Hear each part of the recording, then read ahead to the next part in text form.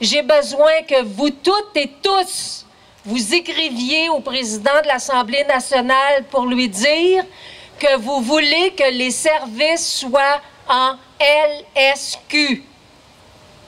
Écrivez, faites une pétition, demandez, répétez, répétez, répétez. Et je pense qu'un jour, on va réussir. Moi, je souhaite qu'Alain parle au premier ministre et lui dise qu'est-ce qui s'est passé ici aujourd'hui.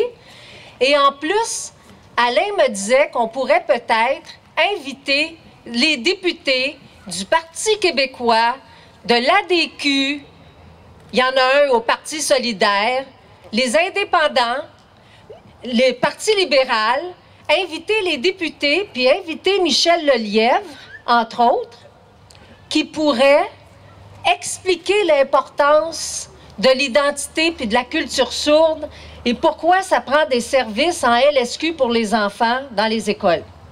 Il me semble que si on était capable de sensibiliser l'ensemble de la députation, il y aurait peut-être des changements qui pourraient s'opérer. L'important, oui, c'est la marche, c'est le fait d'être ensemble, mais c'est de pouvoir continuer à faire des pas à l'ensemble de la société québécoise. Et il y a des technologies qui viennent aider, oui, mais rien ne remplace les personnes qu'on veut rejoindre et les personnes qui nous permettent de se rejoindre et de bâtir une communauté qui est inclusive.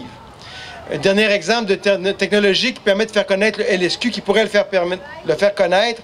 J'ai un iPad, vous savez, les petits bidules électroniques, sur lesquels j'ai découvert une application, un programme, où il y a l'American Sign Language, le langage des signes américain, où il y a un interprète qui ne remplacera jamais le travail des excellents interprètes qui sont avec nous, mais qui peut aider à faire connaître aussi, à prendre certaines expressions, de réaliser comment est-ce qu'on peut communiquer et se comprendre ensemble. C'est des technologies. Je pense au travail qui se fait, par exemple, pour permettre à des pièces de théâtre d'être partagées par la communauté entendante et malentendante et sourde. Alors, tous ces gestes-là, les gestes à l'Assemblée nationale qu'on peut faire, mais il faut en faire d'autres. Et on a besoin de vous, et je vous garantis que Marguerite et moi et d'autres collègues, on veut faire des pas, on n'a pas de baguette magique, mais si on travaille tous ensemble, on peut avancer plus loin. Alors donc, la marche va partir, la marche continue, nous allons marcher avec vous. Merci beaucoup.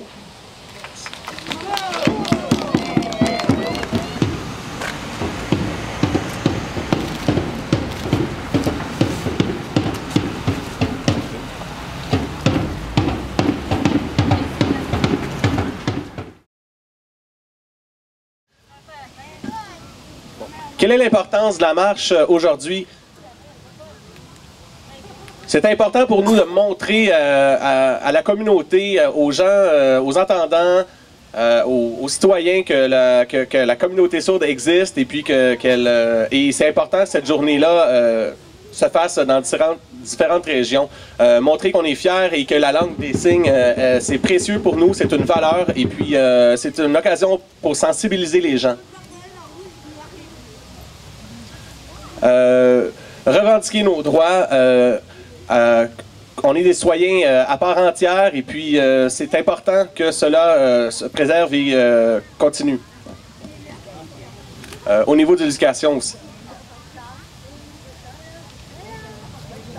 Marguerite Blais nous avait parlé d'une possibilité que le Parlement soit interprété et sous-titré, mais temporairement. Alors, ce n'est pas assez et effectivement, ça doit se faire d'une façon permanente. Et puis, vous savez, vous êtes des citoyens, vous payez des taxes, des impôts, alors c'est normal que vous receviez vos services. Que vous receviez ces services.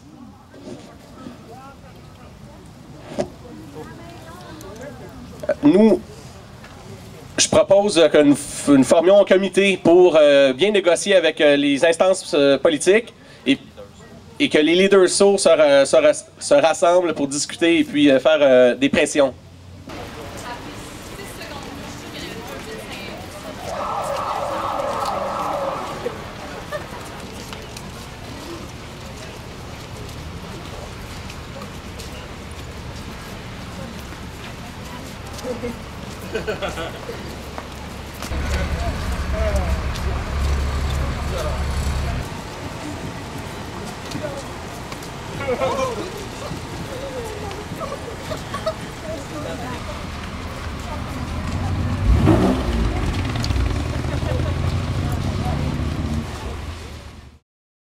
Donc je trouve que ça représente très bien mon œuvre ici, qui mentionne la transmission intergénérationnelle. Donc il y a un filament de lumière que vous voyez également.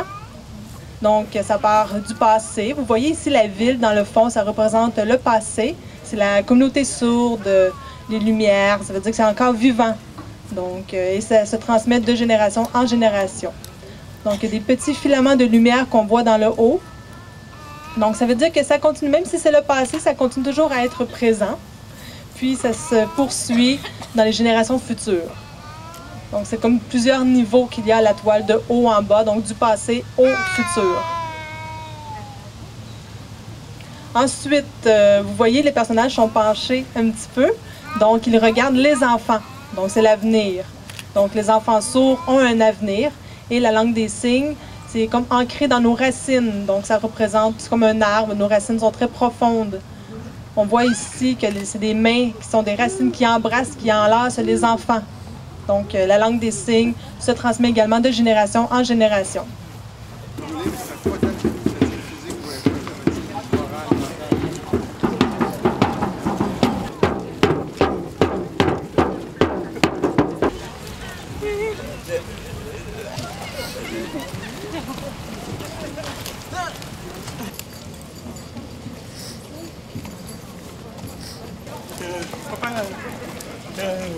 Ça me fait réfléchir à l'avenir. Vous savez, le ministère de l'Éducation nous donne un mandat qui comporte 3 volets. Il y a l'instruction, la socialisation et la qualification de nos élèves. Donc, dans le volet instruction, nos élèves sourds, ils ont le droit d'avoir des cours au même titre que les élèves entendants. C'est sûr qu'il y a certaines adaptations à apporter selon leurs besoins, mais ils y ont droit. On le sait, ils ont une perte au niveau auditif, mais la LSQ n'est pas encore reconnue comme langue d'enseignement et c'est l'outil primordial pour l'éducation de nos enfants. Donc, et c'est un droit qui est revendiqué. Le deuxième objectif, on dit de socialiser nos élèves, leur montrer à socialiser. Donc, l'école est un moyen où l'enfant peut apprendre à socialiser, à respecter ses pairs, à communiquer, à écouter. Donc, c'est sûr que la socialisation passe par la famille en premier lieu, mais l'école aussi est une suite dans la vie de l'enfant. Donc, si l'enfant va à l'école, il éprouve du plaisir et qu'il reçoit des outils, qu'il reçoit une base solide et qu'il comprend sa langue et qu'il peut bien l'utiliser et éventuellement trouver son identité et une culture, il pourra réussir sa vie. Donc, et nous, les plus vieux, pourrons céder notre place à la nouvelle génération. C'est sûr que nous revendiquons que la langue des signes québécoise soit reconnue comme langue d'enseignement. Donc, nous devons travailler fort, nous devons prendre le temps de se regrouper et de faire une demande, et une demande qui sera entendue. Je veux entendre votre voix, voir vos mains, revendiquer. Je suis fière de mon école. Son nom me fait penser à une fête où des milliers de feux d'artifice brillent dans le ciel. Les signes sont importants pour moi, car ils me permettent de continuer d'apprendre ma langue et d'avoir des centaines d'idées qui se bousculent dans ma tête. C'est agréable d'avoir la sensation de prendre mon envol. Je prends ainsi conscience que mon avenir m'appartient et que je suis en train de le construire. J'aime à m'imaginer que le directeur d'Esther Mondin est fier de moi, que je poursuis mon chemin vers de nouveaux horizons.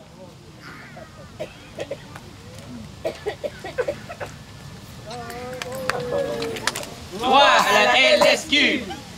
Voilà LSQ! Voilà LSQ! Voilà LSQ! Voilà LSQ! Droit. Bravo!